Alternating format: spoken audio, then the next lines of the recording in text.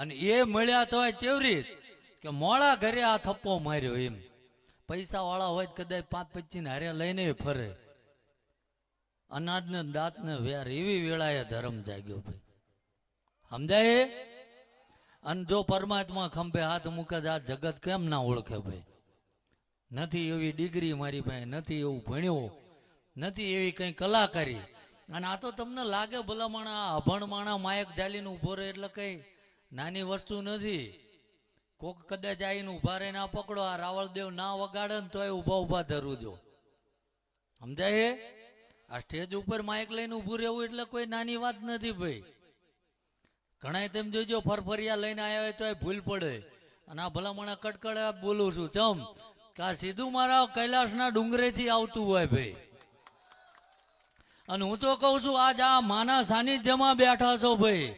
અને જો ઠાકરની દયા છે, કાલથી નક્કી કરેલો કે અત્યારે લગીને 1 કરોડ ગુના કર્યા હોય ભાઈ, હવાર હુરત દાદો ઉગે અને નવી જીવનની શરૂઆત કરવી હે. અને જીવનમાં કોઈનું ખોટું નથી કરવું. અને 25મા દાડે જો મારો ઠાકર ઘોડે પલાણ ના નાખે તો ભૂવા પાણી બંધ કરી દો ભાઈ. સમજાય? પણ કોઈનું ખરાબ નહીં કરો તો. આ તો પાયે બેહાડીને ઢીસાવરાવે પેલા અમને. એટલે આપણે આ હોય જ થઈ. એટલે ગળોતરીમાં હતું તમારી ના થાય. આપે ધર્મ જતો રહે આપણો. દેવો દાનવો વખતે જુઓ કે દેવોએ અમૃત પીધું, દાનવોએ મદિરા પાન કર્યું. શું અંત આવ્યો? તાકાત તો એમની પાસે હતી, તપ એ કરતા હતા, પણ એમનો આહાર, એમનું ખાણું પીણું નોખું હતું ભાઈ. તમારા ખાણા પીણા ઉપર તમારી મતિ નક્કી થાય ભાઈ. સમજાય હે? તો નથી બોલતા કોઈ. હા એમ. અને આજે અહીંયા આવ્યો છું ને, હવાર પડતા જો કદાચ 25 મૂકી દે છે ને તો મને એવું થઈ છે કે મારા અહીંયા એલો આંટો લેખે લાગી ગયો ભાઈ. સમજાય ભાઈ? ઓલા આમના ફરીને બેઠા એ કઈ બોલતા જ નથી. હા ભાઈ હાથ ઊંચા કરજો ભલે ઇનપા બે આવો. એટલે જે કોઈ, હું તો કઉ છું સાક્ષરતામાં ધ્યાન આપો, દીકરા દીકરીને ભણાવો. અને હું એવું નથી કહેતો કે ભાઈ હું શ્રદ્ધા ફેલાવું છું બીજા અંધશ્રદ્ધા ફેલાવો, પણ બધા આ જમાનામાં કોઈ ધૂળ ખાતા નથી ભાઈ. 10 જગ્યાએ બધું ટેલી કરો. અને જે જગ્યાએ ઉપર આપણે જઈને બેહવી અને અહીંયા જો આપણા રૂવાડા બેઠા થઈ જાય ને તો માનવાનું અહીંયા ઠાકરનો વાસ છે ભાઈ. સમજાય? મારી ઉપર એ ભરોસો ના કરતા ભાઈ. અને મેં તો મારા ઠાકરને, મેં તો મારું જીવન હોમી નાખ્યું ભાઈ. આ તો પરિવારનું ગુજરાન કરવા હાટું રોટલો કમાવા જવું પડે. બાકી કુકદાળો આવીને મારી જગ્યામાં નજર કરજો ભાઈ, કંઈ ઘટે નહીં. અને અત્યારે કદાચ વહેલા 4 વાગ્યે આંટો મારજો, કોઈ માણસ એવું કહી દે કે અમે ભૂખ્યા પાછા આવ્યા તો ભલા મણા આ ધૂણું એમાં ફેર પડી જાય ભાઈ. અને કોઈ દાડો મારા સાનિધ્યની ગાડી કે કોઈ પાવતી નીકળે તો મને કહેજો ભાઈ. કારણ કે જેથી ધૂણું બેઠો ને તેથી એને કીધું હતું કે જો ત્યાં કોકની આબરૂ હાટું ઢાંકવા હાટું થઈને લોહી રેડી દીધા અને હું તને જો ધૂણું છું અને ક્યાંય માગવા નીકળું તો હું રાજપૂતનો દીકરો ના કહેવાય ભાઈ. એટલે વધારે સમયનો અભાવ છે, સમય છે નહીં. કારણ કે હજુ 3-3.5 કલાકનો રસ્તો છે ભાઈ. સવારે 7 વાગ્યાની નોકરી છે અને કાલનો દિવસ જ છે, પાછું સોમ મંગળવારની બેઠક છે. એટલે હું એવું નથી કહેતો કે જોરાઈ લેવું. અને જોરાય નેલ ના થાય. કોઈ ભૂવો, કોઈ ભગત, કોઈ સાધુ સંત કર્મમાં કોઈ ભાગ ન કરી શકતું ભાઈ. કોઈ એવું કહી દે મેં કોઈના કર્મ લઈ લીધા, કો ક્યાં છે?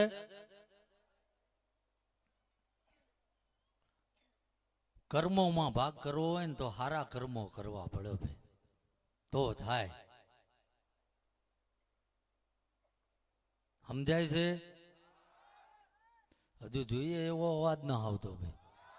હા ભાઈ એમ 250-300 કિલોમીટર હું કાપીને આવ્યો ભલામણા. થાક્યો હોય તો હું થાક્યો હોય, તમે અહીં બેઠા હો અમે હાંજના.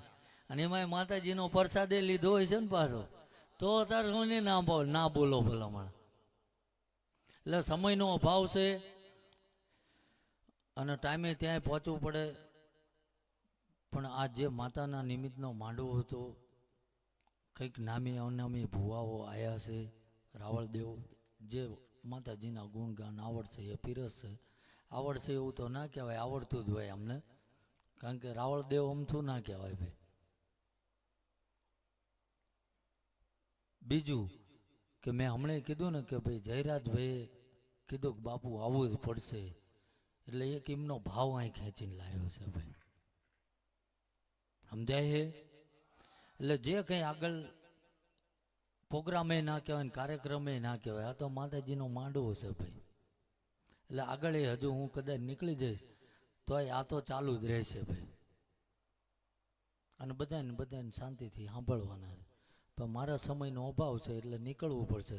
અને આ જો માયક ના ચાલ્યું હોત તો બિચારા જેને આમંત્રણ આપીને મન બોલાવે તો એની ઉપર તેમ ઘોર્યું કરે કે બાપુને જોવા 9 વાગ્યાના બેઠા હતા, બાપુ આયા ને એવા જતા રહ્યા. સમજાય છે? એટલે ધૂણ્યો હોત તો યાદ આવત ભાઈ. પણ મેં કીધું એ ગાંઠે બાંધી દેજો, કારણ કે ભણી ગણીને જો કદાચ આગળ વધશો, ગામમાંથી 5 જણા તૈયાર થશે ને એ 25 ને ભણાવશે. 25 તૈયાર થઈને જિલ્લામાં જે છે જિલ્લાનું નામ ઉજળું કરશે. એ જિલ્લામાંથી 50 તૈયાર થઈને ગુજરાતમાં જે છે તો ગુજરાતનું નામ રોશન થશે. એ ગુજરાતમાંથી 500 તૈયાર થઈને ભારતમાં જે છે તો હું એવો દાવો કરું છું કે દુનિયાના નકશામાં મારો ભારત નોખો હોય છે ભાઈ. સમજાય છે? કારણ કે સીમાડા હાચવવા તો જવાનો બેઠા છે અને અંદરનું રક્ષણ કરવા માટે સૈન્ય છે. પણ જે ગામમાં રહેવી છે, જે સમાજમાં રહેવી છે, એમાં ફેલાયેલા દૂષણો તો આપણે જાતેથી જ નીકળશે ભાઈ. એને કોઈ જવાનો ગોળી મારીને ના મારી નાખે. સમજાય છે? પોતાની અંદર રહેલો શેતાન આપણે પોતે કાઢવો પડશે ભાઈ. અને એ જો વડવાની કમાણી હોય, પોતાની માતાજીઓ હોય, ઈષ્ટદેવો હોય, અને એનું સાચું ભજન જ તમને આમાં બહાર કાઢશે ભાઈ. બાકી એવું પણ ના કહેતા બાપુ આવીને કહીને જ્યાં ઘરે કે હવે હું નોકરીએ નહીં જાઉં, ભજન જ કરવાનું એમ. તો આ બધી ઘરે પડોજણ ને પ્રજા છે એના રોટલા કોણ હાલશે? સમજાય ને? એટલે હવે 2 હાથ ઊંચા કરીને ફરીથી જય બોલાવાની છે. અને જે ના કરે એને પાડોશમાં રેલાનું પાપ એના માથે અત્યારે લગીનું. હા બસ એમ. ભી રે એ ભૂંડી હે. બોલો સુરાપુરા દાદાની કુળદેવી માત કી. હવે 2 મિનિટ નીચે લેજો, થોડી રિસેસ આપું. એટલે કુળદેવી એટલે કીધું કે આમાં તમામે વરણ બેઠી છે. કોઈ મોગલમાં ને માનતું હોય, કોઈ પીઠળ ને માનતું હોય, કોઈ ખોડિયાર ને માનતું હોય. એટલે એક એક જય બોલાવું તો હવાર પડે. એટલે મેં કુળદેવીની જય બોલાવી. અને આ મોમાઈના આ મેલડીના નામના નિમિત્તનો 4 ફૂલ વેર્યા છે. એની સાક્ષી એ મારો ઠાકર સહી કરે છે કે એમને કદાચ કાલ લગીનમાં 1000 પાપ કર્યા હોય અને આજ તારા છબીની સામે તારા માંડવા નીચે બેહીન અને એના વડવાએ કદાચ તારું અપરાધ કર્યો હોય, કદાચ તારું સ્મરણ ભૂલી ગયા હોય, તો આજ આ માતાના નિમિત્તે જય બોલે છે. અને 1000 ગુના હોય તો અમને ખંચેરીને ખોળે લઈ લેજે ભાઈ. સમજાય છે? એટલે કુળદેવી એમાં લીધા કે બધાને બાપ હોય તો માં હોય જ તે ભાઈ. એટલે બધાને કુળદેવી આવી ગયા. ના અમુક રિહાય ખાડું બાપુએ અમાર માતાજીનું નામ ના લીધું એટલે બધાને આવી ગયા. હાલો હવે ફરીથી જય બોલાવી દો. કુળદેવી માત કી, દ્વારકાધીશની, સોમનાથ મહાદેવ કી, પવન પુત્ર હનુમાન કી, મોગલ માત કી, મોમાય માત કી. ઓમ નમઃ પાર્વતી પતે હર હર મહાદેવ.